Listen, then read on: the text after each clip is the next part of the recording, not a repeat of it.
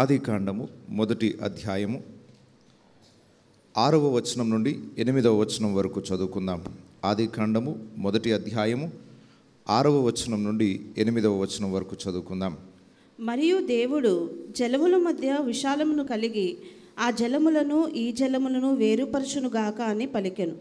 దేవుడు ఆ విశాలమును చేసి విశాలము క్రింద జలములను విశాలము మీద జలములను వేరుపరచగా ఆ ప్రకారమాయను. దేవుడు ఆ విశాలమునకు ఆకాశమని పేరు పెట్టెను. అస్తమయమును ఉదయమును కలుగగా 2వ దినమాయను. దేవునికి మహిమ కలుగునుగాక. ఈ నూతన సృష్టి కార్యక్రమంలో 2వ దినమునకు మనం ప్రవేశించాం. మొదటి దినమున దేవుడు వెలుగు కలుగునుగాక అన్నాడు. వెలుగును కలుగజేసిన తరువాత వెలుగును చీకటిని వేరు చేశాడు. అస్తమయమును ఉదయమును కలుగగా ఒక దినము గడిచిపోయింది. 6 దినముల సృష్టి కార్యక్రమంలో 2వ రోజుకి మనం ప్రవేశించాం. 2వ రోజు దేవుడు ఏమి చేశాడు? భూమి మీద అప్పటికే జలములున్నాయి. ఆదికాండం మొదటి అధ్యాయం మొదటి వచనంలోనే మనం చూసాము.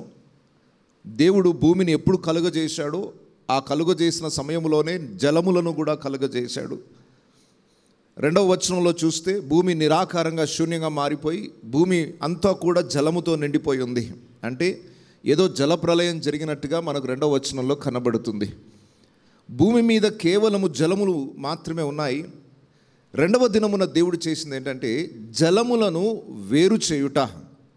అక్కడ మీరు గమనించినట్లయితే జలముల మధ్య ఒక విశాలము కలిగి ఆ జలములను ఈ జలములను వేరుపరచునుగాక అని పలికెను. భూమి మీదనున్న ఆ జలములను దేవుడు వేరు చేశాడు. పై జలములను కింది జలములనుగా రెండింటినీ సపరేట్ చేశాడు. ఇక్కడ కూడా సపరేషన్ అనేది కనబడుతుంది. మొదటి రోజు చీకటిని వెలుగును వేరు చేశాడు. 2వ రోజు పై జలములను కింది జలములను వేరు చేశాడు. కిందున్న జలములన్నీ దాంట్లో బహుశా సగము జలము పైకి వెళ్ళిపోయి ఉంటుంది. పై జలములకు కింది జలములకు మధ్య ఒక ఖాళీ స్థలం ఏర్పడింది. అది విశాలము అని పిలువబడింది.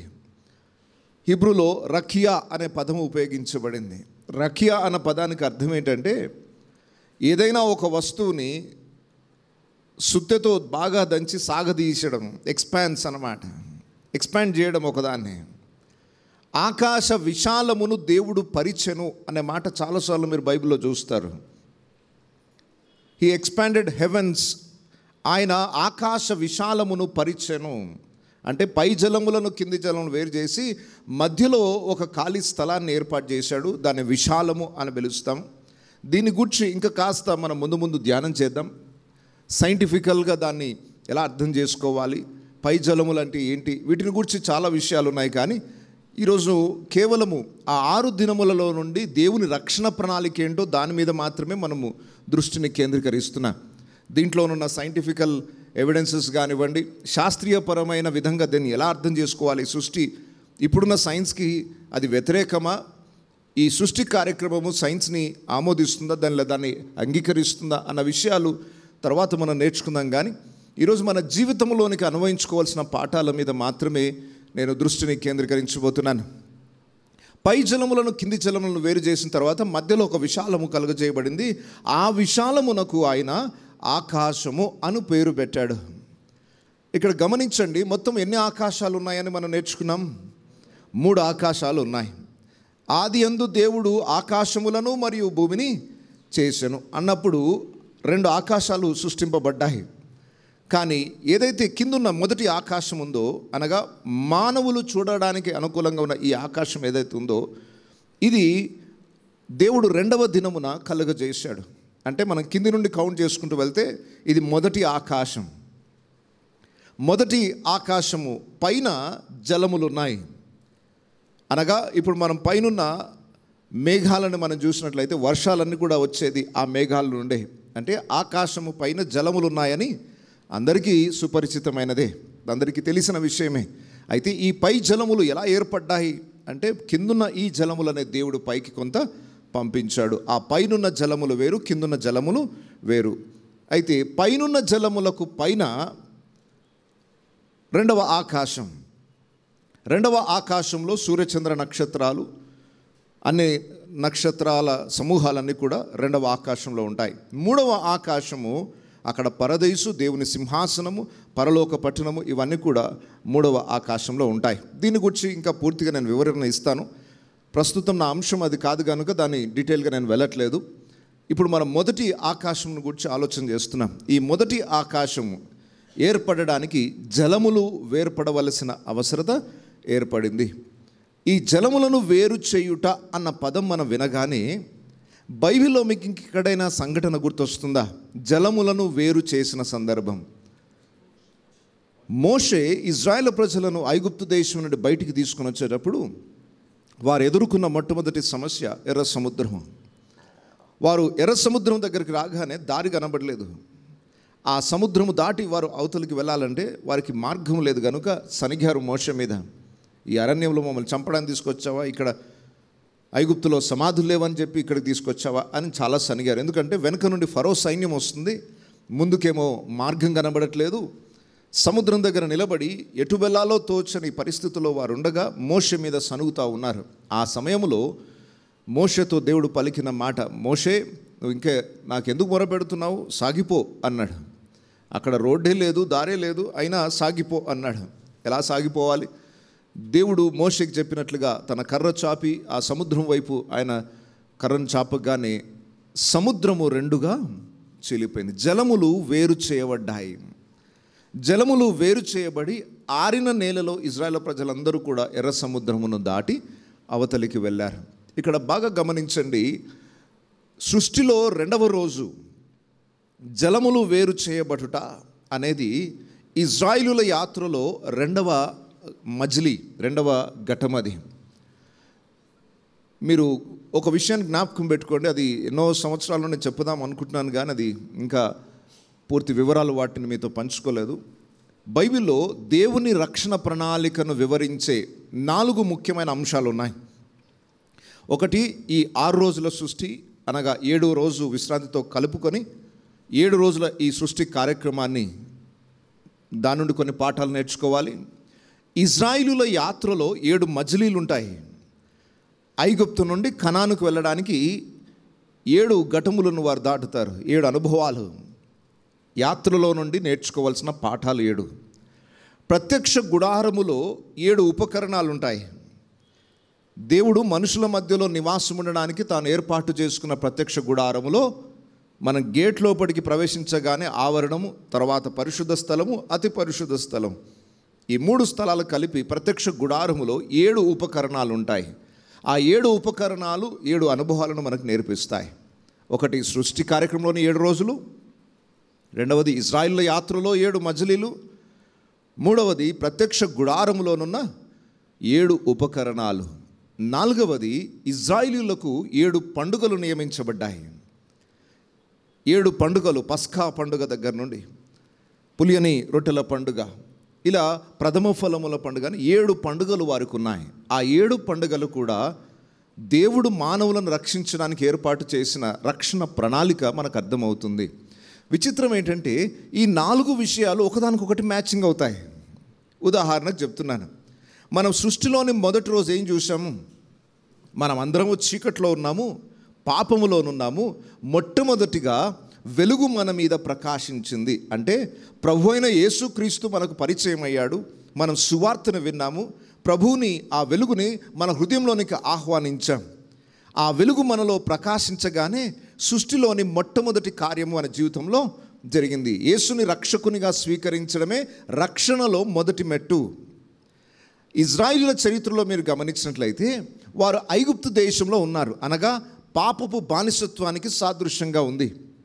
పాపపు బానిసత్వం అంటే 0 మెట్టులో ఉన్నారు. వాళ్ళు 0 స్టేజ్లో నుండి వారు పస్కా బలి పశువును ఐగుప్తులోనే వారు వధించి ఆ పస్కా యొక్క రక్తమును లేదా ఆ యొక్క పశువు యొక్క రక్తమును వారి ఇంటి ద్వారములకు అడ్డు కమ్మికిని నిలువు కమ్మికిని పోయడం ద్వారా సంహారదూత వారిని దాటి వెళ్ళిపోయాడు. అంటే ఆ పస్కా పశువు ద్వారా వారికి విమోచన దొరికింది. ఐగుప్తు బానిసత్వం నుండి వారు బయటికి రాగలిగారు. అంటే వెలుగులోనికి ప్రవేశించారు, చీకటి నుండి వెలుగులోనికి ప్రవేశించారు. ఎలా? యేసుక్రీస్తు అనే పస్కా బలి ద్వారా ఇజ్రాయిలీలందరూ కూడా ఐగుప్తు నుండి బయటికి వచ్చారు. బాగా గమనించండి, సృష్టిలో మొదటి రోజేమో వెలుగు ప్రకాశించింది. ఇజ్రాయిలుల యాత్రలో ఐగుప్తు నుండి వాళ్ళు బయలుదేరాలంటే మొట్టమొదటిగా పస్కా పశువు వధింపబడింది. అంటే యేసు ప్రభు అనే పస్కా పశువు వధింపబడుట ద్వారా ఇజ్రాయిలులు విమోచింపబడ్డారు, చీకటి నుండి వెలుగులోనికి పిలువబడ్డారు. ప్రత్యక్ష గుడారములో మనం గేట్ దాటి లోపలికి వెళ్ళగానే మొట్టమొదటిగా కనబడే ఉపకరణం బలిపీఠం. బలిపీఠం అనగానే మనకేం జ్ఞాపకం వస్తుంది? మనందరి పాపముల కొరకు బలి అయిన యేసు ప్రభు జ్ఞాపకం వస్తాడు. అంటే మన రక్షణ ఆరంభమయ్యేది యేసును గూర్చి విని విశ్వసించుట ద్వారా.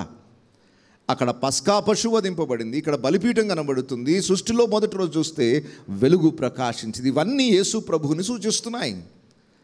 యేసుని మనము హృదయంలోనికి అంగీకరించడమే మన రక్షణ ఆత్మీయ జీవితంలో మొదటి మెట్టు.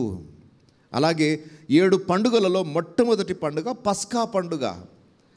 ఆ పస్కా పశువు వధించడం ద్వారా ఇజ్రాయిల్కి ఎలాంటి విమోచన కలిగిందో ఆ పండుగలోని పరమార్థం ఏంటంటే మనందరి కొరకు పస్కా పశువుగా యేసు ప్రభు బలి అవుతున్నాడని 7 పండుగల్లో మొదటిది కూడా మనకు అదే జ్ఞాపకం చేస్తుంది. ఇక రెండవ విషయానికి మనం వస్తున్నాం. చాలామంది చేస్తున్న పొరపాటు ఏంటంటే మొదటి మెట్టులోనే ఆగిపోతున్నారు. మనం అందరం ఇప్పుడు ఎన్నో మెట్టు ఎక్కాలి? 7 మెట్లు ఉన్నాయని చెప్పాను, 7వ మెట్టు ఎక్కాలి. 7వ మెట్టు ఎక్కాలంటే మరి 0లో ఉన్న వాళ్ళు ఏం చేయాలి? ఇప్పుడు మొదటి మెట్టుకు రావాలి. లాంగ్ జంప్ చేయడానికి వీలు లేదండి. కొంతమంది 0 నుండి ఒకేసారి 7వ మెట్టుకి జంప్ చేయాలని ట్రై చేస్తారు, అలా సాధ్యం కాదు. బైబిల్ అంతా కూడా క్రమమైన పద్ధతిలో ఉంటుంది, అక్రమం ఇందులో పనిచేయదు, షార్ట్ కట్స్ ఉండవు దీంట్లో.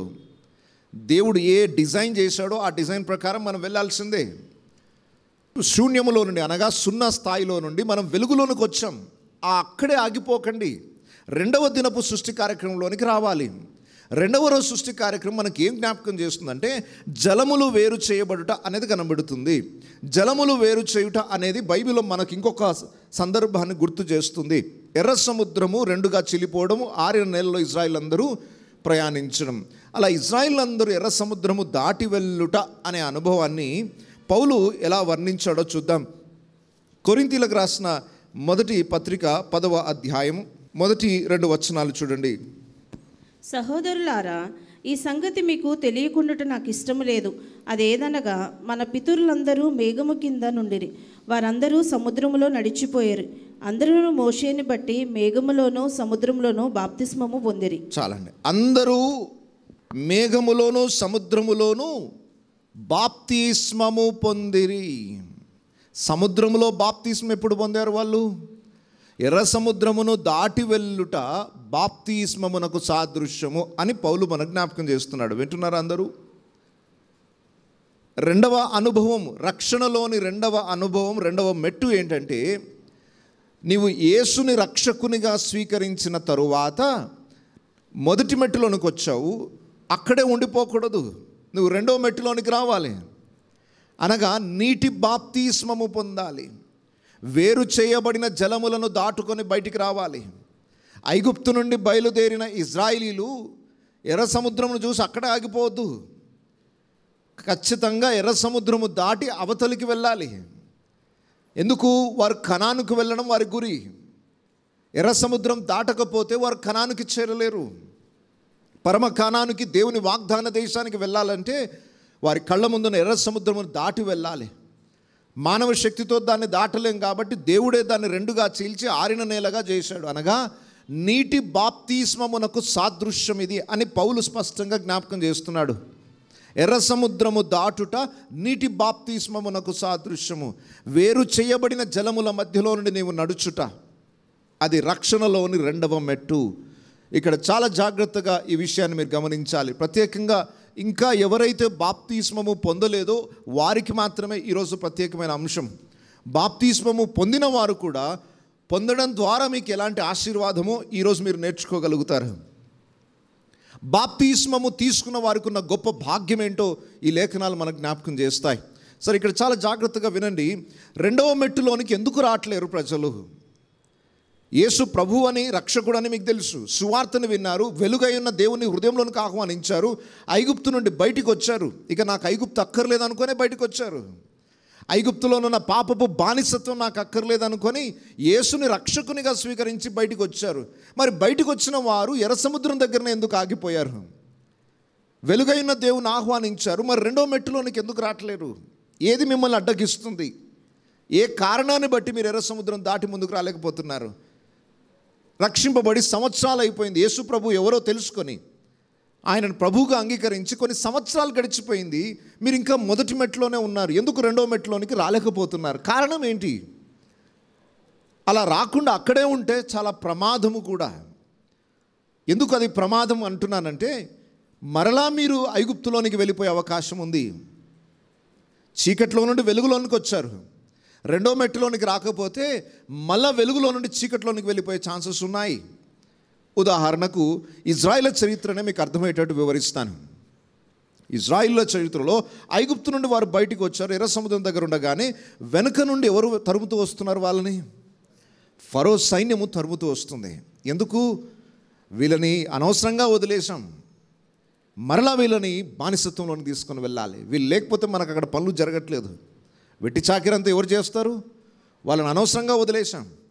వెళ్ళిపోయి వారిని మరలా బంధించి మరలా బానిసత్వంలోనికి తీసుకొని రావాలని ఫరో రథములు, అతని సైన్యమంతా కూడా వారిని వెంటాడుతూ వస్తున్నాయి. వెనుకకు చూస్తే ఫరో సైన్యము, ముందుకు చూస్తే ఎర్ర సముద్రం. ఇజ్రాయిలు ఉన్న స్థలంలో ఇప్పుడు నువ్వు ఉన్నావు. దేవుడు ఆశ్చర్యరీతిగా ఆ ఎర్ర సముద్రమును చీల్చి ఆరిన నేలను ఏర్పాటు చేశాడు. అంటే తప్పించుకునే ఒక మార్గాన్ని ఏర్పాటు చేశాడు. అక్కడే ఉంటే వెనుక నుండి ఫరో సైన్యం ఏం చేస్తుంది? వచ్చి నిన్ను మరలా బంధించి ఐగుప్తులోకి తీసుకెళ్తుంది. ఇప్పుడు నువ్వు ఏం చేయాలి? వెనుక నుండి ఫరో సైన్యాన్ని చూసిన వాడు ఏం చేస్తాడు? ఇజ్రాయిల్లో ఉన్నవాడు సాధ్యమైనంత త్వరగా ఎర్ర సముద్రం దాటి అవతలికి వెళ్ళిపోవాలని ఆశిస్తాడు. ఎందుకు? నేను ఇక్కడే ఉంటే వెనకనున్న ఫరో సైన్యం మరలా నన్ను బంధించి మళ్ళా నన్ను దాసత్వంలోనికి తీసుకెళ్ళిపోతాడు. ఎంత సాధ్యమైతే అంత త్వరగా నేను ఎర్ర సముద్రం దాటి అవతల వైపు వెళ్ళిపోవాలి. అలా దాటి వెళ్ళిపోవడానికి త్వరపడతారు. ఇజ్రాయిల్లో ఆలస్యం చేయరు. లేదా ఆలోచిస్తామండి, ఇప్పుడు కాదు వచ్చే సంవత్సరం ఆలోచిస్తామని కూర్చుంటే అక్కడ ఫరో సైన్యం వస్తుంది ఎంబడి. చాలామంది బ్యాప్టిజం దగ్గరకు వచ్చేసరికి ఆలోచిస్తారు, వేరే వాటికి ఆలోచించరు. వేరే దేని డెసిషన్ తీసుకోవాలన్నా టకి మంది తీసేసుకుంటారు. కానీ బాప్టిజం దగ్గరకు వచ్చేసరికి ఆలోచిస్తున్నామండి. నేను ఎందుకు ఆలోచిస్తున్నారని అడుగుతున్నాను. సత్యం తెలియదా? మీరు ఆలోచించాల్సినంత అవసరం ఏముంది? అక్కడ తెలియక ఆలోచిస్తున్నారు. ఇంకా తెలుసుకోవాలని ఆలోచిస్తున్నారా? వెనక నుండి ఫరో సైన్యం వస్తుంది, జాగ్రత్త. మీరు అక్కడే నిర్లక్ష్యం చేస్తే, కాలక్షేపం చేస్తే అందరూ దాటి వెళ్ళిపోతారు. మీరు అక్కడే ఉంటారు. అక్కడే ఉన్న వాళ్ళని వెనకకి తీసుకెళ్ళిపోతాడు. మీరు ఇజ్రాయిల్ చరిత్రలో చూస్తే ఒక్కడు కూడా నిలిచి ఉండలేదు అక్కడ. ప్రతి ఒక్క ఇజ్రాయిలుడు సాధ్యమైనంత ఫాస్ట్గా ఎర్ర సముద్రం దాటి అవతలకు వెళ్ళిపోయాడు. ఒక్కడు కూడా ఇక్కడ లేడు. చర్చ్లో ఎవ్వరు కూడా రక్షింపబడని స్థితిలో ఉండకూడదు. సువార్తని విని అంగీకరించిన తరువాత మీరు ఇంకా ఎర్ర సముద్రం దగ్గర ఆగిపోకూడదు. మీరు ఒక మెట్టుకి ఇంకా పైకి ఎదగాలి. నీటి బాప్తిస్మము పొందుట ద్వారా మీరు ఎర్ర సముద్రం దాటి అవతలకు వచ్చేస్తున్నారు. మీరు ఇంకా దాని యొక్క ఎమర్జెన్సీ, దాని యొక్క అత్యవసరతను మీకు గుర్తు చేయాలంటే, ఇప్పుడు ఉదాహరణకు చెప్తున్నాను. ఒక హాల్ ఉంది. ఈ హాల్లో మీరు ఉన్నారు. అటువైపు నుండి ఒక పాము లేదా సింహమో వస్తుంది అనుకోండి. ఒక పాము వస్తుందో లేదా సింహం వస్తుంది. అటువైపు నుండి ఒక సింహం వస్తుంది. తప్పించుకోవడానికి ఇక్కడ ఒక ద్వారం ఉంది. బాగా ఆలోచించండి. మీరు అలాగే కూర్చొని వాక్యాన్ని వింటున్నారు. ఒక ద్వారం నుండి ఒక సింహం వస్తుంది. ఇంకొక ద్వారం తప్పించుకోవడానికి అవకాశం ఉంది మనకు. ఎప్పుడైతే మీరు ఆ సింహాన్ని చూశారో ఇమ్మీడియట్గా మీరు చేసే పని ఏంటి? ఇలాగే కూర్చొని వాక్యం వింటూనే ఉంటారా? ఇంత ప్రశాంతంగానే కూర్చుంటారా? సింహమో లేదా ఒక విషపూరితమైన సర్పమో అక్కడ నుండి వస్తుంది అని అంటే ఒక్క సెకండ్ కూడా ఆలోచించరు. మీరు పక్కనున్న వాళ్ళని నెట్టేసి మరి అందరికంటే ముందు నేను తప్పించుకోవాలని అనుకుంటారు. అంతేనా? లేదా ఇక్కడ కూర్చొని మీరు అందరు బయటికి వెళ్ళండి, లాస్ట్కి నేను వస్తాను. మా భార్య తీసుకుంటుందండి బాప్తిస్మం, మా పిల్లలు తీసుకుంటారు, నేను లాస్ట్కి తీసుకుంటాను లేండి. నిజంగా సింహం వచ్చినప్పుడు అలాంటి మాటలే పలకగలుగుతారా మీరు? భార్య పిల్లలు ఎవరిని చూడవు నువ్వు. ఒక ప్రమాదం తలెత్తినప్పుడు నీ ప్రాణాలు నువ్వు కాపాడుకునే ప్రయత్నం చేస్తావు. ఇంకొకరి గురించి ఆలోచించవు. కూర్చొని చూడండి సార్, ఇంకా నిర్ణయం తీసుకోలేదు, సింహం వచ్చింది కానీ వెళ్ళాలా వద్దా, ఇలా ఆలోచించేంత టైం కూడా ఇవ్వవు. ప్రమాదము ఉన్నది అని తెలిసినప్పుడు ఒక్క సెకండ్ వృధా చేసినా ప్రమాదానికి గురే అవకాశం ఉంది. ఇమ్మీడియట్ డెసిషన్ తీసుకోవాలి. కొన్ని సందర్భాలలో ఆలోచిస్తాను, కూర్చుంటాను, మీరందరూ వెళ్ళాక చూస్తాను, వచ్చే సంవత్సరం తీసుకుంటాను అని అనుకుంటే ప్రమాదం అప్పటి వరకు వెయిట్ చేయదు నీకోసం. కొంతమంది ఏమో మరి మా డాడీ ఏమంటాడో, మా మమ్మీ ఏమంటుందో, బాప్తిసం తీసుకోవడం మాకేం అభ్యంతరం లేక మా బంధువులు ఏమంటారు. సింహం వచ్చినప్పుడు మీ బంధువుల గురించి ఆలోచిస్తారా? ప్రమాదం మీకు ఎదురవుతున్నప్పుడు మా డాడీ ఏమనుకుంటాడో, మా మమ్మీ ఏమనుకుంటుందో, అయినా బ్యాప్టిజం తీసుకుంటే మరి మా బంధువులు ఏమనుకుంటారో, ఇవన్నీ ఆలోచించు. నా ప్రాణానికి సంబంధించింది ఇది, నా ఆత్మకు సంబంధించింది ఇది. ఆ తర్వాత ఎవరేమనుకున్నా నాకు సంబంధం లేదు. సరే బంధువులు వచ్చి సింహం వచ్చినా కూడా ఇక్కడే ఉండు బాబు, నువ్వు కదలకు అని అంటారు అనుకోండి. ప్రమాదము ఉందని నీకు తెలిసినా నీ బంధువులు, స్నేహితులు అందరూ అభ్యంతరపరచబడి నువ్వు ఇక్కడే ఉండు, నువ్వు కదలొద్దు, అక్కడికి వెళ్ళావా బాగుండదు అని నీకు రెస్ట్రిక్షన్స్ పెడితే, కట్టుదిట్టాలు పెడితే అలాగే కూర్చుంటావా? ఎవరో కట్టుదిట్టాల కోసం నీ ఆత్మను, నీ ప్రాణాన్ని ఎందుకు పోగొట్టుకుంటావు? అర్థమవుతుంది అనుకుంటున్నాను. మొదటి రోజు కార్యక్రమంలోనే నువ్వు ఆగిపోతే ప్రమాదం ఉంది. సాతాను మరలా వచ్చి నేను వెనుకకు తీసుకుని వెళ్ళే అవకాశాలు ఉన్నాయి. నువ్వు ఎర్ర సముద్రం దాటేంత వరకు కూడా ఫరోకు నీ మీద అధికారం ఉంది. ఫరో ఇజ్రాయిల్ మీదకి వచ్చి మరలా వారిని వెనుకకు తీసుకుని వెళ్ళే అధికారం ఎప్పటి వరకు ఉంటుంది? ఎర్ర సముద్రము దాటేంత వరకు వాడికి నీ మీద అధికారం ఉంది. నువ్వు నీటి బాప్తిస్మము పొందేంత వరకు సాతాను యొక్క దాసుడవే. ప్రభువుని నమ్ముకొని ఉండొచ్చు, చీకట్లో నుండి వెలుగులోనికి రావచ్చు, స్టిల్ ఇంకా సాతానికి నీ మీద అధికారం ఉంది. ఎర్ర సముద్రం వరకు వాడు నిన్ను వెంటాడగలడు. అది దాటేస్తే ఇక ఫరో నిన్ను వెంటాడడానికి అధికారం లేదు. దాటడం ఎంత అత్యవసరమో ఒకసారి ఆలోచన చేయండి. మళ్ళా చెప్తున్నాను, డెసిషన్ మేకింగ్కి ఇంకెవరో సలహాలు అక్కర్లేదు. మీ మమ్మీ ఒప్పుకోవాల్సిన అవసరం లేదు, మీ డాడీ, మీ భర్త, మీ భార్య ఒప్పుకోవాల్సిన అవసరం లేదు. రక్షణకు నీ డెసిషన్ కావాలి, మీ బంధువుల నిర్ణయం కాదు కావాల్సిందే. నీకు సత్యం తెలుసా? యేసే రక్షకుడు, నమ్మి బాప్తిసం పొందుట ద్వారా రక్షింపబడతాను, నమ్మని వానికి శిక్ష విధించబడుతుంది. మారు మనసును పొంది పాప క్షమాపణ నిమిత్తము ప్రతివాడు యేసుక్రీస్తు నామమున బాప్తిస్మము పొందవలను అని బైబిల్ చెప్తుంది. తప్పించుకోవడానికి ఒక మార్గాన్ని ఏర్పాటు చేసింది. రక్షణ మార్గాన్ని దేవుడు ఏర్పాటు చేసిన తర్వాత నేను ఎందుకు ఇంకా అక్కడే ఉండాలి? ఎవరో నిర్ణయం గురించి ఆలోచించకండి. మీ నిర్ణయం ఏంటో చెప్పండి. మీరు అక్కడే ఉండి మరలా ఫరో చేతుల్లో పడాలనుకుంటున్నారా? ఫరో నుండి ఫరో అనగా సాతానికి సాదృశ్యంగా ఉన్నాడు. ఆ స్థలంలో నుండి ఎంత త్వరగా మీరు ముందుకు వస్తే అంత క్షేమం. ఇప్పుడు బాగా ఆలోచించండి. ఇజ్రాయిల్ అందరూ కూడా త్వరపడుతూ బయటకు వచ్చారు. అక్కడికి ఆలస్యం చేయలేదు ఎవరు. వచ్చే సంవత్సరం తీసుకున్న, నెక్స్ట్ ఇయర్ తీసుకున్న, అలాంటి బ్యాప్టిజం దగ్గర ఆలస్యం చేస్తున్నారంటే ఇంకా మీరు మారు మనసు సరిగా రాలేదని అర్థం. రక్షణ యొక్క ప్రాముఖ్యత మీకు అర్థం కాలేదని అర్థం. ఇజ్రాయిలు తడవు చేయక, లేట్ చేయలేదు, డిలే చేయలేదు. సాధ్యమైనంత వరకు వారందరూ వారికి కలిగిన సమస్తమును ఎర్ర సముద్రం దాటి అవతలకు తీసుకెళ్ళిపోయారు. అవతలికి వెళ్ళిపోయిన తర్వాత ఫరో ఏం చేశాడు చెప్పండి?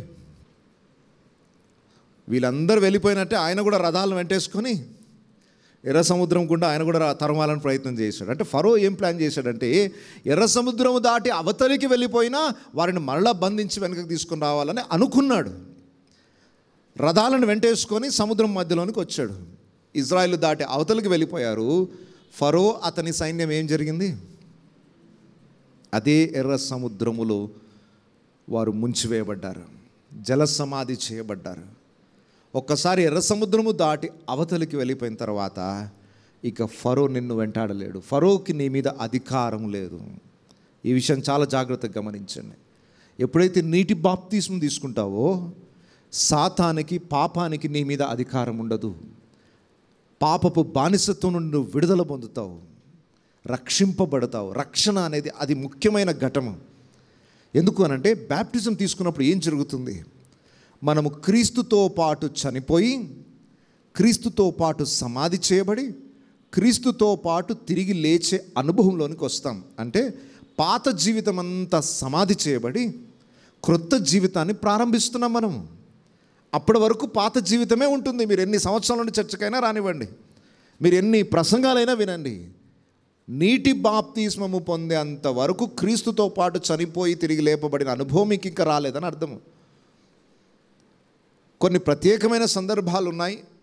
శిలువ మీద దొంగ బాప్తిసం తీసుకున్నాడా అని కొంతమంది ప్రశ్నించే వాళ్ళు ఉంటారు. బాప్తిసం కంపల్సరీ అంటున్నారు, మరి బాప్తిసం లేకుండా శిలువ మీద ఉన్న దొంగ పరదైసుకు వెళ్ళలేదా? మరి బాప్టిజం లేకుండా కూడా పరలోక రాజ్యానికి వెళ్ళొచ్చు కదా అని అంటే, కొన్ని ప్రత్యేకమైన సందర్భాలు ఉన్నాయి. బాప్తిసం తీసుకునే అవకాశాలు లేనప్పుడు దేవుడు తన కృపతో వారిని పరదేశకు తీసుకెళ్ళిన సందర్భాలు ఉన్నాయి. ఉదాహరణకు హాస్పిటల్లో ఐసీయూలో ఉన్నారు. వాళ్ళకి ఆ టైంలో ఎవరో నర్సో ఎవరో వచ్చి వాళ్ళకి సువార్త చెప్పారు. ఆ టైంలో ప్రభువుని తెలుసుకున్నారు. 2 గంటలకి వారు 2 గంటల్లో వారు చనిపోయారు అనుకోండి. బాప్తిసం తీసుకునే ఛాన్స్ లేదు వారికి. కాబట్టి అక్కడ బాప్తిసం లేకపోయినా వారు పరలోక రాజ్యానికి వెళ్ళే అవకాశం ఉంది. వాళ్ళని దృష్టిలో పెట్టుకొని ఓహో బాప్తిసం లేకపోయినా పరలోక రాజ్యానికి వెళ్తాను అని అనుకుంటున్నావంటే అది అజ్ఞానం అవుతుంది. నీకు అవకాశాన్ని ఇచ్చాడు దేవుడు.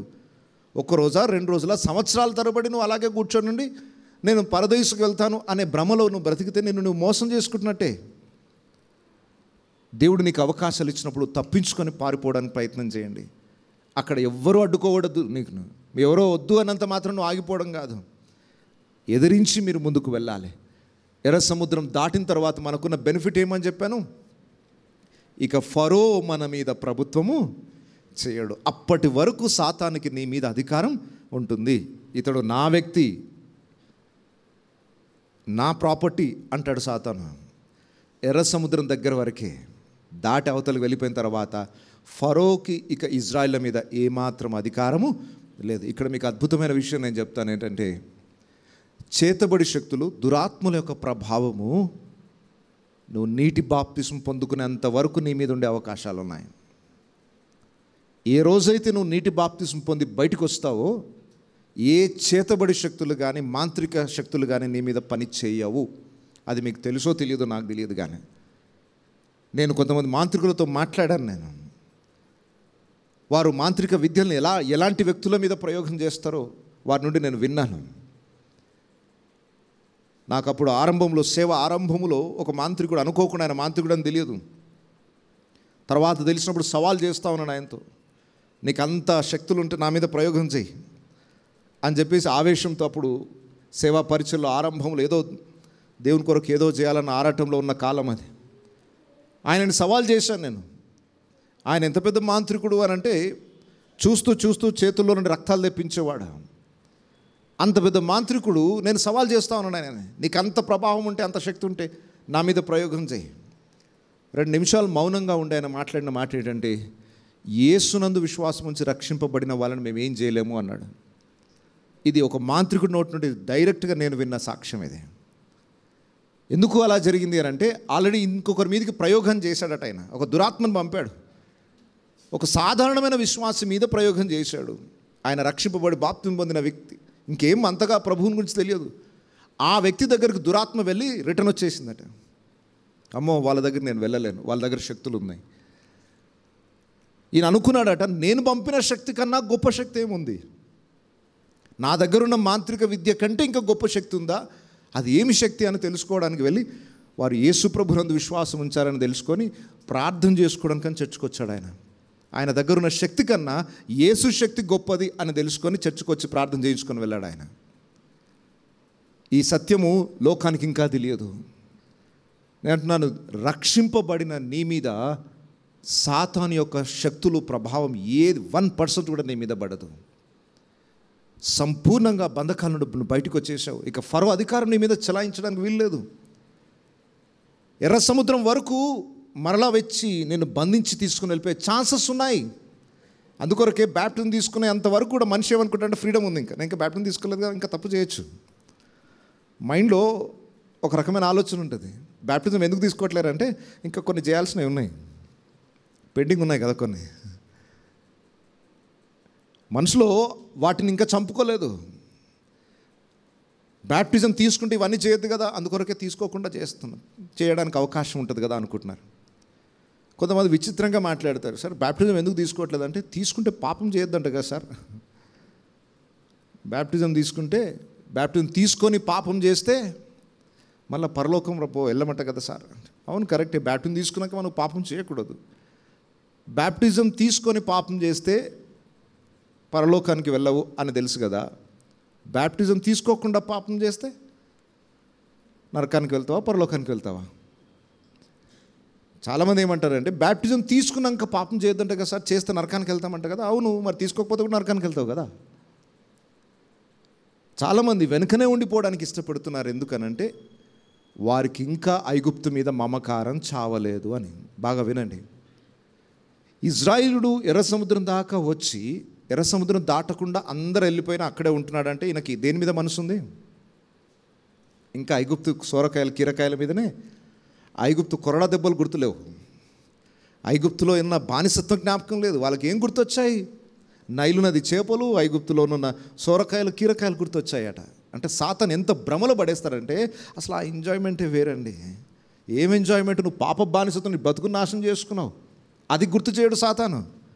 ఆ ఓల్డ్ లైఫ్లో ఆ సినిమాలు ఆ ఆనందమే వేరు. నీకు పైన ఒక స్క్రీన్ చూపిస్తుంటాడు సాతాను, అంతే. ఐగుప్తులో ఎంజాయ్ చేస్తున్నట్టు అనిపిస్తుంది, కానీ ఐగుప్తులో నువ్వు ఎంత నష్టపోయావో నువ్వు గుర్తుపట్టకుండా చేస్తుంది సాతాను. ఎర్ర సముద్రం దగ్గరనే ఆగిపోయే వ్యక్తులు ఐగుప్తు మీద ప్రేమ చావని వారు. బాగా వినండి దయచేసి. ఇంకా నువ్వు బాప్తిసం తీసుకోవట్లేదనంటే still you want to enjoy in the sinful nature, ఇంకా వరల్డ్లీ నేచర్లో, ఇంకా లోక సంబంధమైన వాటిలో, అది విగ్రహారాధన కావచ్చు, పాపం కావచ్చు, ఇంకా నువ్వు లోక సంబంధమైన ఆచారాల్లోనే ఉండాలనుకుంటున్నావు. ఐగుప్తుకి ఎప్పుడు ఛాన్స్ దొరికితే అప్పుడు మళ్ళీ వెళ్ళిపోవడానికి నువ్వు సిద్ధపడుతున్నావు. అక్కడ ఉన్నవాడు ఐగుప్తు మీద మమకారం చావలేదు. సేమ్ సిచ్యువేషన్ లోతు కుటుంబంలో మీరు చూడవచ్చు. సొదొమ గొమొర్రా విడిచి బయటికి రండి అని దేవుడు పిలుపునిచ్చాడు. లోతు భార్య, 2 కుమార్తెలను మీరు ఈ సొదొమ గొమొర్రాని విడిచిపెట్టి బయటికి రండి, ఇది నాశనం చేయబోతున్నాడు దేవుడు. అయినా రావడానికి తడువు చేశారట వాళ్ళు. వెళ్ళాలా వద్దా? ఇంత మంచి బ్యూటిఫుల్ సిటీస్, ట్విన్ సిటీస్ సొదొమ గొమొర్రా అంటే ఎంత డెవలప్డ్ కంట్రీస్, ఇంత మంచి సంపద, ఇంత సంపాదించుకున్నాం, ఇవన్నీ వదిలేసి వెళ్ళిపోవాలా? వదిలిపెట్టడానికి మనసు ఒప్పట్లేదు. దేవదూతలు చేతులు పట్టుకొని బయటికి లాక్కుండా వచ్చారు వాళ్ళని. వీళ్ళు ఇంకా లేట్ చేస్తున్నారేంటి, ఇంకా తడువు చేస్తున్నారేంటి? ఇక్కడ ఉగ్రత కురిపింపబడబోతుంది, త్వరగా పరిగెత్తి బయటికి రండి. రావట్లేరు వాళ్ళు, చేతులు పట్టుకొని బయటికి లాక్కుండా వెళ్ళి. అసలు ఎంత బుద్ధిహీనత ఒకసారి ఆలోచించండి. బ్యాప్టిజం తీసుకోమని ఒకరు ఫోర్స్ చేయాలా మీకు? ఒకరు చేతులు పట్టుకొని లాక్కొని రావాలా బయటికి? ఇక్కడ ప్రమాదం ఉంది అని చెప్పగానే పరిగెత్తుతాం దాన్ని తప్పించుకోవడానికి. ఒక ఇల్లు అగ్నికి మయమైంది, ఒక అగ్నికి ఆహుతైంది, లేదా కాలిపోతుంది అని అన్నప్పుడు ఆ ఇంట్లో నువ్వు ఉంటే ఏం చేస్తావు? అలాగే కూర్చుంటావా? ఎవరైనా వచ్చి చేతులు పట్టుకొని బయటికి తీసుకెళ్ళాలా? నేను ఎక్కడ తప్పించుకునే ద్వారం ఉంటే త్వరగా తప్పించుకుంటావు. లోతు కుటుంబాన్ని దూతలు చేతులు పట్టుకొని బయటికి లాక్కుంటూ రావాల్సి వచ్చింది. సరే, బయటికి వచ్చిన తర్వాత కూడా వారికి ఒక ఆజ్ఞ ఇచ్చాడు దేవుడు, మీరు వెనకకు చూడకూడదు. ఒక్కసారి విడిచిపెట్టి బయటకు వచ్చారా, ఇక వెనకకు చూడొద్దు, మీరు ముందుకు వెళ్ళాలి. లోతు కుమార్తెలు ముందుకు వెళ్ళారు, కానీ లోతు భార్య వెనుకకు చూసింది. ముందుకు వెళ్ళడానికి ఇష్టం లేదు ఆమెకి.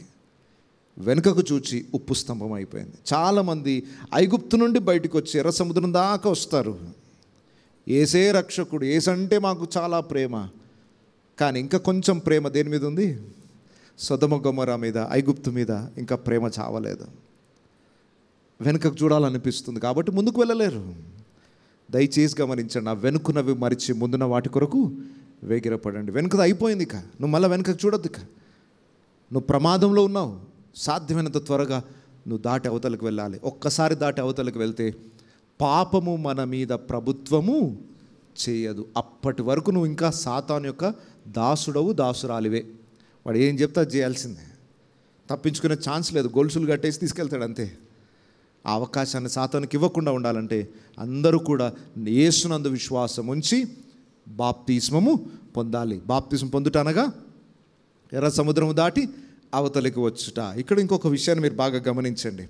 ఎర్ర సముద్రం దాటి అవతలికి వచ్చిన తర్వాత ఫరో అక్కడ రాగలుగుతాడా? రాలేడు. అంటే ఫరో యొక్క అధికారం అక్కడే కూల్చివేయబడింది, పూర్తిగా నాశనం చేయబడింది. అయితే ఒక విషయాన్ని గమనించండి, ఈ ఎర్ర సముద్రానికి ఉన్న ప్రత్యేకత ఏంటంటే ఐగుప్తు నుండి నువ్వు వచ్చేటప్పుడే తెరుచుకుంటుంది. మళ్ళీ నేను రిటర్న్ ఐగుప్తుకు వెళ్తానంటే మళ్ళీ తెరుచుకుంటుందా? అది ఎర్ర సముద్రం దాటి అవతలకు వచ్చిన తర్వాత మళ్ళీ ఐగుప్తుకు సొరకాయలు కీరకాయలు గుర్తొస్తున్నాయి అని అనుకుంటే ఎర్ర సముద్రం నీకోసం మళ్ళీ రెండుగా చెల్లుతుందా? అటు నుండి ఇటువైపు రావడం వరకే పర్మిషన్, మరలా ఇటు నుండి అటువైపు వెళ్ళే అవకాశము లేదు. చాలా బ్యాప్టిజం తీసుకున్న వాళ్ళ గురించి చెప్తున్నాను, జాగ్రత్తగా వినండి. బ్యాప్టిజం తీసుకున్న తర్వాత కూడా చాలామంది మళ్ళీ ఐగుప్తుకు వెళ్ళాలనుకుంటారు. దేవుడు ఇజ్రాయేలుకు కఠినమైన ఆజ్ఞ ఇచ్చాడు. ఐగుప్తు నుండి బయటికి వచ్చిన మీరు మరలా ఎప్పుడు ఐగుప్తును కోరుకోకూడదు. ఐగుప్తుకు వెళ్ళాలి అన్న ఆలోచన మీకు రావద్దు. మళ్ళీ వెనుకకు చూడకండి, ముందుకు సాగిపోండి. మీకు వాగ్దాన దేశం ఉంది, ఐగుప్తు దేశానికి వెళ్ళకండి అని దేవుడు ఇజ్రాయేలుకు కఠినమైన ఆజ్ఞ ఇచ్చాడు. అయినా 40 సంవత్సరాలు ఐగుప్తును మర్చిపోలేదు వాళ్ళు, తెలుసా? మాంసం గుర్తొచ్చింది. మాంసం గుర్తు రాగానే ఐగుప్తు నైలు నది గుర్తొచ్చింది వారికి. నైలు నదిలో ఉన్న చేపలు గుర్తొచ్చాయి. అంటే ఇంకా ఐగుప్తు జావలేదు. విచిత్రం ఏంటంటే బాప్తిస్మం తీసుకున్న పరలోకానికి వెళ్ళేదాకా ఇంకా ఎక్కడో మనసు లాగుతూనే ఉంటుంది, లోకం యొక్క మనసు. అర్థమయ్యే ఉంటుంది చాలామందికి. ఇంత దేవుళ్ళలో ఎదిగినా ఇంకా కొంచెం పాపపు లక్షణాలు బయటపడుతూనే ఉంటాయి మన లోపల. ఉంటుంది, అది చచ్చేదాకా ఉంటుంది. అది మార్పు చెందుతూ ఉండాలి, రూపాంతరము పొందుతూ ఉండాలి. యేసు పోలికలోనికి 40 సంవత్సరాలు పడుతుంది యాత్రలో. ఇజ్రాయెల్ కనానికి, ఐగుప్తు నుండి బయటికి రాగానే కనానికి చేరుకోలేదు. 40 సంవత్సరాలు వాళ్ళని అరణ్యంలో తిప్పి మొత్తం వారిని ఫిల్టర్ చేసి వాళ్ళ లోపాలన్నీ సరిదిద్ది వారిని అప్పుడు కనానులోనికి దేవుడు తీసుకెళ్ళినట్టు బ్యాప్టిజం తీసుకోగానే అయిపోదండి. 40 సంవత్సరాల యాత్ర ఉంది. ఆదికాండం అంత తొందరగా అయిపోయేది కాదు. మనం కనానికి చేరుకోవాలంటే చాలా కాలం పడుతుంది. అయితే అంత ప్రయాణం మనం చేయాలంటే ఫస్ట్ ఇక్కడ దాటాలి కదా ఎర్ర సముద్రం. ఎర్ర సముద్రమును దాటిన మనము మరలా ఐగుప్తులోనికి వెళ్ళడానికి ఎర్ర సముద్రం మన కొరకు తెరవబడదు. అంటే దేవుని ఉద్దేశం ఏంటి? ఒకసారి నమ్మి బాప్తిస్మం పొందిన తరువాత మరలా ఏ వ్యక్తి వెనుకకు చూడడానికి వీలు లేదు. మరలా నేను అన్ని దేవతలను ఆశ్రయిస్తాను, మరలా యేసును విడిచిపెట్టి లోకాన్ని ఆశ్రయిస్తాను, మరలా పాపంలో ఆనందిస్తానంటే కుదరదు. డెసిషన్ కరెక్ట్ తీసుకోవాలి. అటు వెళ్ళావా మళ్ళీ వెనుకకి నీకు ఛాన్స్ లేదు. ఇక ముందుకు వెళ్ళాలి. చావైనా బ్రతుకైనా క్రీస్తు కొరకే అనే నిర్ణయం తీసుకుంటేనే ఎర్ర సముద్రం దాటు. మళ్ళీ ఐగుప్తుకు వెళ్ళాలంటే అక్కడే ఉండు. అటు ఇటు ఆలోచన చేయకండి. ఇది రక్షణ. నేను నాశనం నుండి తప్పించబడాలి, నిత్య నరకాగ్ని గుండం నుండి తప్పించబడాలనుకుంటే నువ్వు ముందుకే చూడాలి. బాప్తిజం తీసుకున్న తర్వాత కూడా ఇంకా చాలామంది వెనుకకు చూస్తున్నారు. చాలా జాగ్రత్తగా గమనించండి.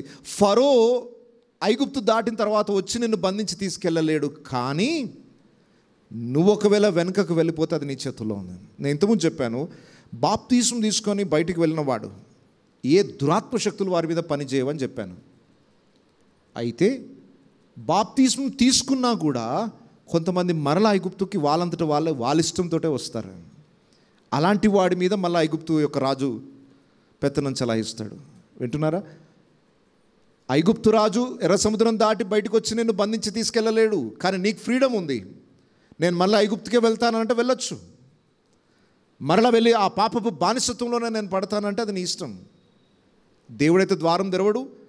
నువ్వు పడవ మీదనో ఓడ మీదనో ఎట్లా వస్తావో ఎర్ర సముద్రం దాటుకుంటూ నాకు ఐగుప్తే కావాలి అని కోరుకున్నవాడు మరలా వెళ్ళి సాతాను యొక్క బంధకాల్లో పడతాడు. చాలామంది బాప్తిజం తీసుకున్న తర్వాత కూడా దురాత్మ పట్టిన వాళ్ళు ఉన్నారా? వీళ్ళు చర్చికి వెళ్తారండి, బాప్తిజం తీసుకున్నారు, అయినా వీళ్ళకు కూడా దురాత్మ పట్టిందంటే అన్ను పడుతుంది. ఎప్పుడు పడుతుంది అంటే ఐగుప్తు దాటి బయటకు వచ్చిన వాడు మళ్ళీ ఐగుప్తుకు వెళ్ళినప్పుడు వస్తుంది. అంటే రక్షింపబడిన తర్వాత కూడా మరలా లోకంలోనికి వెళ్ళి లోక ఆచారాలు, లోక పద్ధతులు, లోక సంబంధమైన పాపపు క్రియలకు చోటిస్తే, తలుపు తెరిస్తే వాడు మళ్ళీ వచ్చి కూర్చుంటాడు. అధికారం లేదు, నీ అంతట నువ్వే ఇస్తున్నావు అధికారం. మళ్ళీ నేను నీ దాసుడను అని నువ్వు అప్పగించుకుంటున్నావు. బాప్తిజం తీసుకున్న తర్వాత కూడా మరలా ఎవరైతే ఐగుప్తుకు వెళ్తారో వాళ్ళ మీద సాతాను మళ్ళీ ప్రభుత్వము చేయగలడు. అంతేగాని ఒక్కసారి నువ్వు బాప్తిజం తీసుకొని బయటకు వచ్చిన తర్వాత ఇక సాతాను నిన్ను బంధించి తీసుకెళ్ళడానికి అధికారం వాడికి లేదు, నువ్వు ఛాన్స్ ఇస్తే తప్ప. హృదయంలో అపవాదికి నువ్వు చోటిచ్చి నీ దాసుడను అని నువ్వు తల వంచితే తప్ప సాతాను ఒక విశ్వాసం మీద ప్రభుత్వము చేయలేడు. ఏదియూ ఎంత మాత్రమును మీకు హాని చేయదు. ఆ మాటకు అర్థం అది. ఈ యొక్క ష్యూరిటీ దేవుడు ఎప్పుడు ఇస్తున్నాడంటే ఎర్ర సముద్రం దాటిన తర్వాత ఇస్తున్నాడు, అంతకు మునుపు ఇవ్వలేదు. ఈరోజు ఇంత గొప్ప అవకాశం దేవుడు ఇస్తున్నాడు. ఈ ఎర్ర సముద్రం దాటి బయటికి రండి. జలముల మధ్యలో దేవుడు విశాలం కలుగజేశాడు. జలముల మధ్యలో ఒక దారి కలుగజేశాడు. దారే లేని సమయాలలో మన కొరకు ఒక దారిని, రక్షణ మార్గాన్ని దేవుడు ఏర్పాటు చేశాడు. కనుక ఈ రక్షణను నిర్లక్ష్యం చేయకండి. బైబిల్ ఒక మాట రాయబడింది, ఇంత గొప్ప రక్షణను నిర్లక్ష్యము చేసిన ఎడల మనం ఎలాగూ తప్పించుకుందుము. మీ కళ్ళ ముందు ఇంత మంచి ద్వారాన్ని దేవుడు తెరిచిపెడితే నువ్వు తప్పించుకోకుండా అక్కడే కూర్చొని దేవుడు నన్ను కాపాడలేదు, దేవుడు నన్ను కాపాడలేదు. ఎందుకు కాపాడతాడు? కాపాడడానికి ఏర్పాటు చేసిన ఆ ఏర్పాటును నువ్వు తృణీకరించావు. అక్కడనే ఉంటే సింహమో ఏదో వచ్చి నిన్ను నాశనం చేస్తుంది. తప్పించుకునే ఛాన్స్ ఉన్నా నువ్వు తప్పించుకోకుండా అక్కడే ఉంటే నువ్వు దేవుని శిక్షకు పాత్రుడు అవుతావు. సో దయచేసి నమ్మి బాప్తిస్మము పొందువాడు రక్షింపబడతాడు కనుక బాప్తిస్మమును ఎవరు నిర్లక్ష్యం చేయకండి. ఇంత గొప్ప రక్షణ అనుభవాన్ని నిర్లక్ష్యం చేస్తే దేవుని ఉగ్రతకు పాత్రులం అవుతాం. అయితే నేను మిమ్మల్ని సూటిగా ఒక ప్రశ్న అడుగుతున్నాను. మీరు ఇంకా ఇన్ని సంవత్సరాల వరకు యేసుప్రభుని తెలుసుకున్న తర్వాత బాప్తిస్మం తీసుకోకపోవడానికి కారణం ఏంటి? ఒక న్యాయమైన హేతు ఏదైనా చెప్పగలరా? అంటే ఏది మిమ్మల్ని ఆపుతుంది బాప్తిస్మం పొందకుండా? ఈరోజు నేను ఎవరిని బలవంతం చేయట్లేదు, దయచేసి జాగ్రత్తగా గమనించండి. ఖచ్చితంగా మిమ్మల్ని ఫోర్స్ చేసి నేను బాప్తిస్మం కొరకు ప్రేరేపించట్లేదు. సత్యం తెలిసింది కదా, దేవుని వాక్యంలో ఆజ్ఞ ఉంది కదా, ఎందుకు మీరు దాన్ని అనుసరించడానికి ఇష్టపడట్లేదు? ఏది మిమ్మల్ని అడ్డుకుంటుంది? లోకాన్ని చూస్తున్నారా?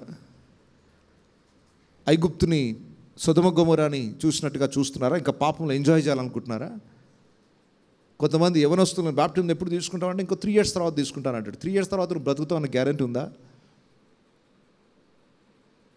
ఈరోజు ప్రమాదం ఉంది అని అంటే నువ్వు 3 సంవత్సరాల తర్వాత తీసుకుంటావు. కొంతమంది పెళ్ళికి తీసుకుంటాం బాప్తిస్మం అంటారు.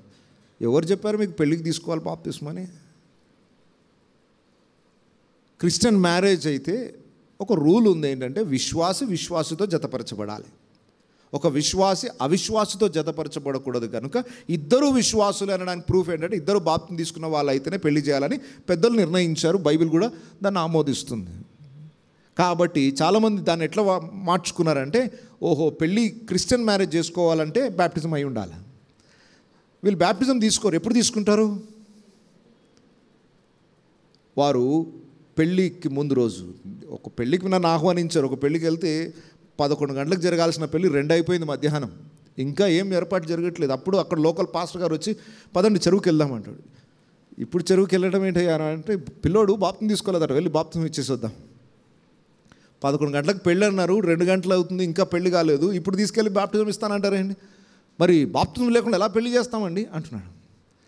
నేను అంటున్నాను, వాడికి మారు మనసు లేకుండా బాప్టిజం ఎట్లా ఇస్తాం? మరి బ్యాప్టిజం లేకుండా పెళ్లి చేయొద్దు, కరెక్టే. మరి ఇప్పుడు వాడికి బ్యాప్టిజం ఇవ్వాలంటే అసలు ఐగుప్తు నుండి బయటికి రావాలి కదా ఆయన. వాడు ఇంకా ఐగుప్తులోనే ఉన్నాడు. మీరు ఎర్ర సముద్రం దాటిస్తానంటారేంటి?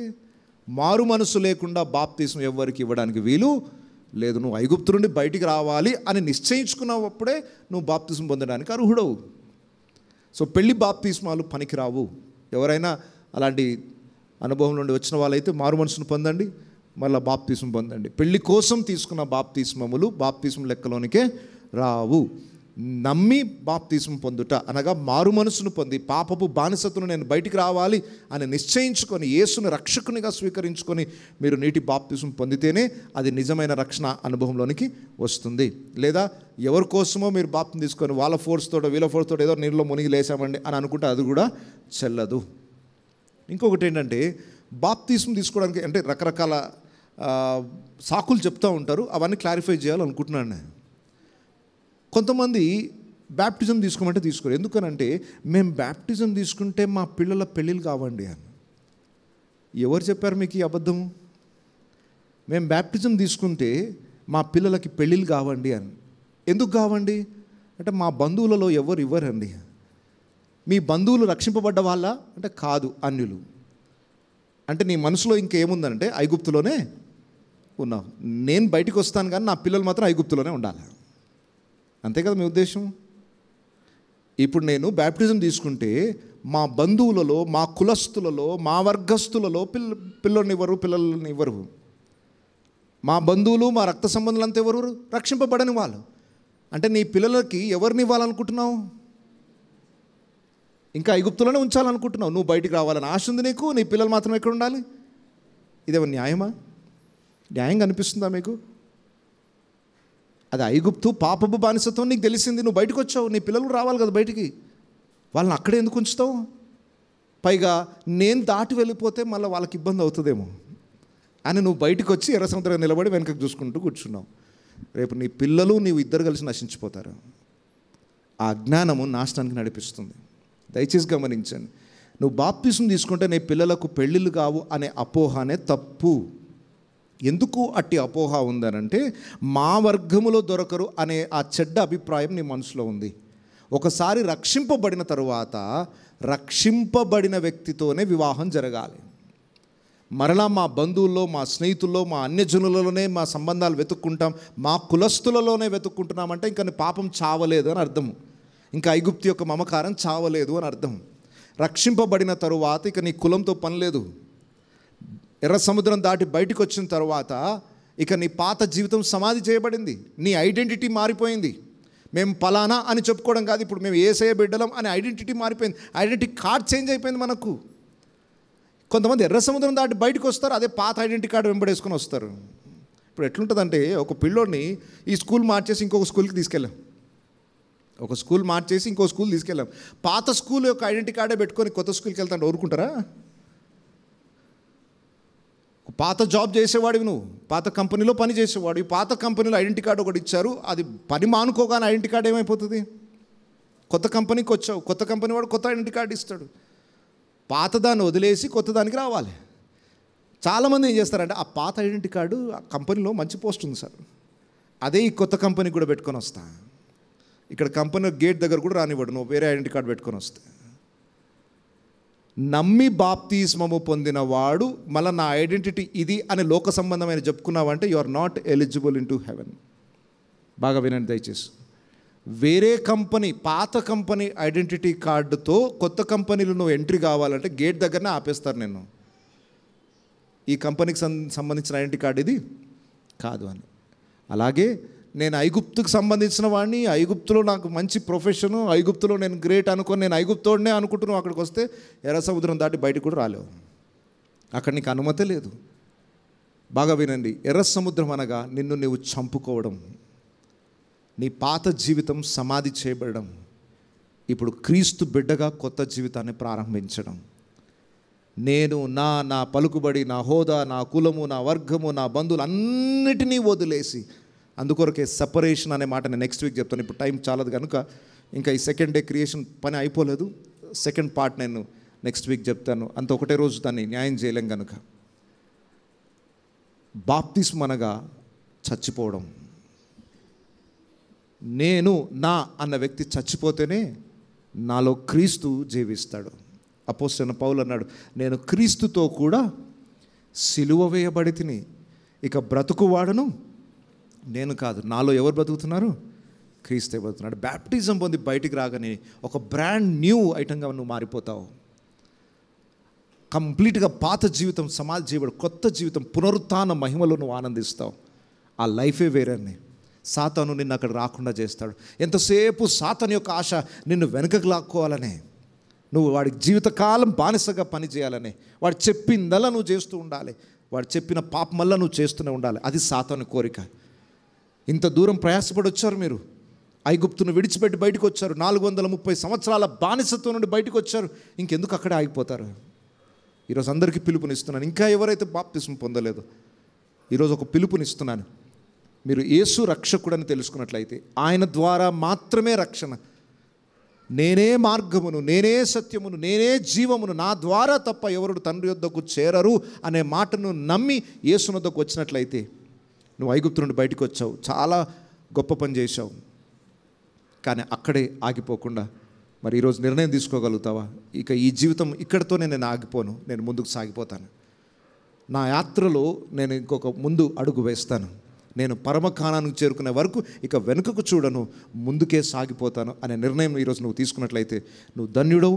నువ్వు 7వ మెట్టులోనికి రావడానికి దేవుడిని ఇంకా తోడుగా ఉండి నడిపిస్తాడు. అయితే రక్షింపబడిన వారికి మరొక ప్రత్యేకమైన మాట, దయచేసి ఐగుప్తు దాటి ఎంతో ప్రయాసపడి బయటకు వచ్చారు, వెనుకకు చూడకండి.